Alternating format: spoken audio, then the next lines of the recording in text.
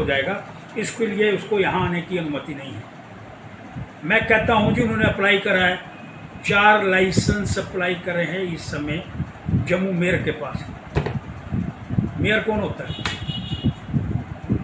Mayor होता है जम्मू का बाप, पिता। और अब मैंने रात्रि उनसे बात करी, उन्होंने बड़ा स्पष्ट कर दिया, आप भी उनका इंटरव्यू। उसके बाद चैम्बर के लोगों ने बंद का आह्वान कर दिया। आज प्रश्न चैम्बर का, वेयर हाउस का, शिवसेना, डोगरा फ्रंट का नहीं है, आज प्रश्न जम्मू का आ गया है कि ये सारी एक साजिश। खोलने वाले भूतपूर्व मुख्यमंत्री दोनों और उनकी पार्टी के लोग यहाँ हैं, उनके लोग यहाँ विद्यमान हैं, और एक भी शब्द इसके विषय के अंदर कहने का प्रयास नहीं करना चाहते। उल्टा जो पहले खुले हुए हैं उसका नाम नहीं लेंगे। मेरे बहुत सारे इंटरव्यू लिए हैं और आपको याद होगा मैंने बोला था कि 370 के एब्रोगेट होने पे जम्मू वालों को ही इफेक्ट पड़ेगा। यहाँ पर लोगों की ज़मीनें जाएंगी, हमारी नौकरियाँ जाएंगी, जम्मू के लोग परेशान होंगे, यहाँ पर डायमंड की दुकानें खुलेंगी, बाहर के लोग आके बिजनेस करेंगे। और वही हुआ। सबसे पहले तो इन्होंने टूल प्लाजा जगह जगह जम्मू के लोगों के लिए सजा देने के लिए खोल दिए। उसके बाद इन्होंने प्रॉपर्टी टैक्स ले आए। उसके बाद एक लैंड लॉज ऐसा ले आए कि एक डीसी जो है वो डिप्टी कमिश्नर किसी को भी ज़मीन जो है वो अलाट कर सकता है। और उसके बाद जो है इन्होंने दरबार मूव को बंद कर दिया, जो महाराजा हरि सिंह के टाइम से ये प्रैक्टिस जारी थी। और उसका इफेक्ट ये पड़ा कि यहाँ पर ट्रेडर्स और जो हमारा चैम्बर ऑफ कॉमर्स और जो हमारे जो तजारत पेशा लोग थे उनको सबसे धक्का लगा। अभी आप अगर रघुनाथ बाजार में जाएंगे तो वहाँ को ग्राहक ही नहीं मिलेगा आपको। और उसके बाद इन्होंने मुश्किलातों का कहीं पर समाधान हो गए। आज ये साबित हो गया कि जो सबका साथ सबका विकास देने वाली पार्टी है, आज खुखला नारा उनका साबित हुआ। आज सिर्फ पूंजीपतियों की सरकार बन के रहेगी, आम कंज्यूमर, आम ट्रेडर्स, उनके हक की बात नहीं की गई। इसलिए ट्रेडर्स की बात को लेके भी उसके ट्रेडर्स की बात लेके चैम्बर ऑफ कॉमर्स ने तमाम स्टेक होल्डर्स को कॉन्फ्रेंस में यहाँ पे लिया।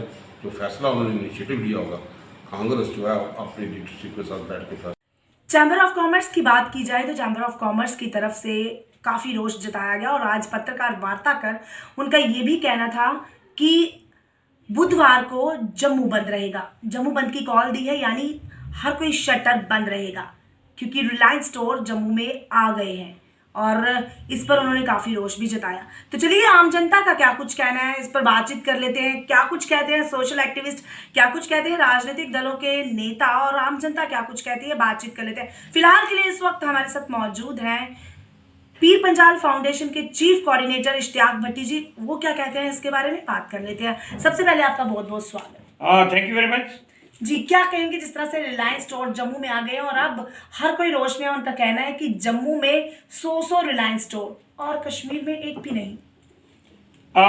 मैडम आपको मुझे टाइम देने के लिए बहुत बहुत शुक्रिया। और मैं आपके चैनल की वसात से बताता चलूँ कि जब पीडीपी और बीजेपी ने मिलकर गवर्नमेंट बनाई थी तो लोगों का ये ख्याल था कि सेंटर में बीजेपी की गवर्नमेंट है तो यहाँ पर बहुत सारे फंड्स आएंगे, पैसा आएगा, यहाँ तरक्की होगी, डेवलपमेंट होगी।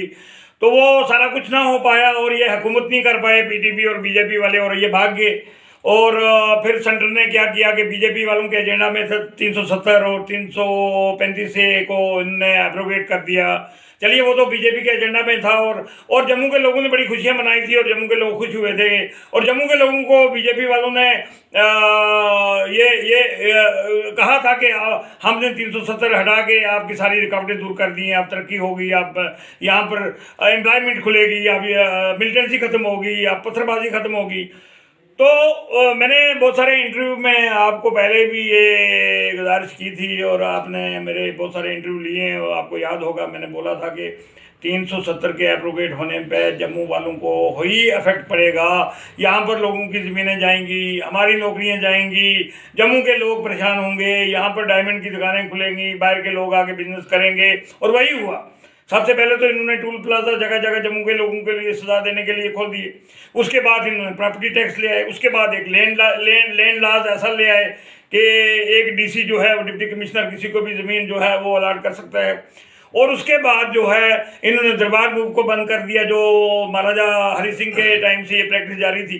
और उसका इफेक्ट ये पड़ा कि यहाँ पर ट्रेडर्स और जो हमारा चैम्बर ऑफ कॉमर्स और जो हमारे जो तजारत पेशा लोग थे उनको सबसे धक्का लगा। अभी आप अगर रघुनाथ बाजार में जाएंगे तो वहाँ को ग्राहक ही नहीं मिलेगा आपको।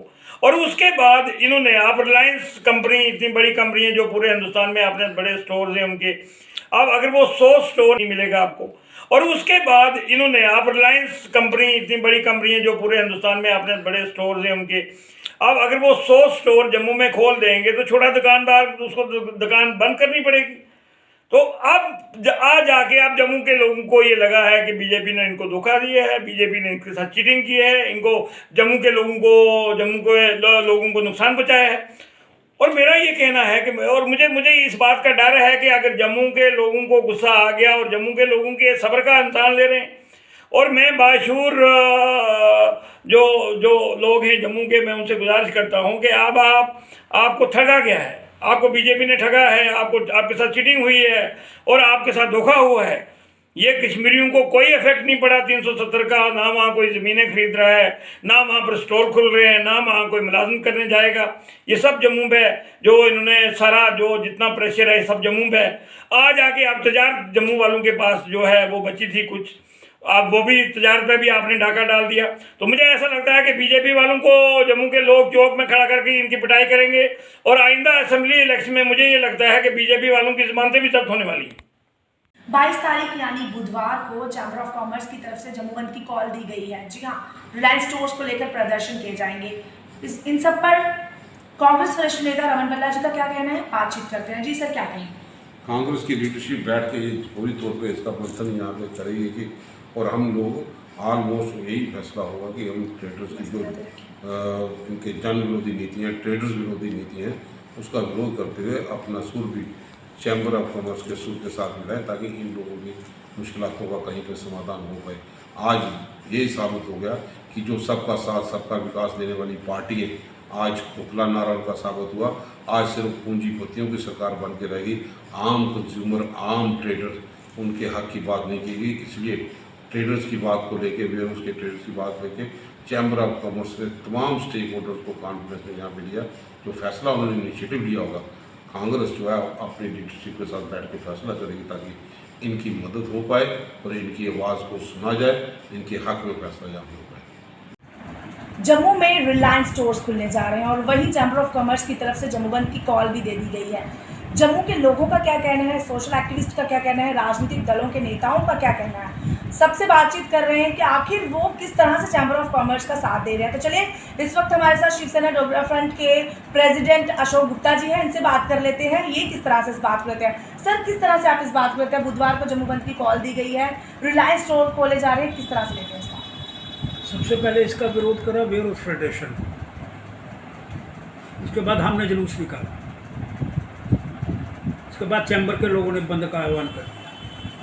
आज प्रश्न चैम्बर का, वेयरहाउस का, शिवसेना डोगरा फ्रंट का नहीं है, आज प्रश्न जम्मू का आ गया है कि ये सारी एक साजिश, खोलने वाले भूतपूर्व मुख्यमंत्री दोनों और उनकी पार्टी के लोग यहाँ हैं, उनके लोग यहाँ विद्यमान हैं,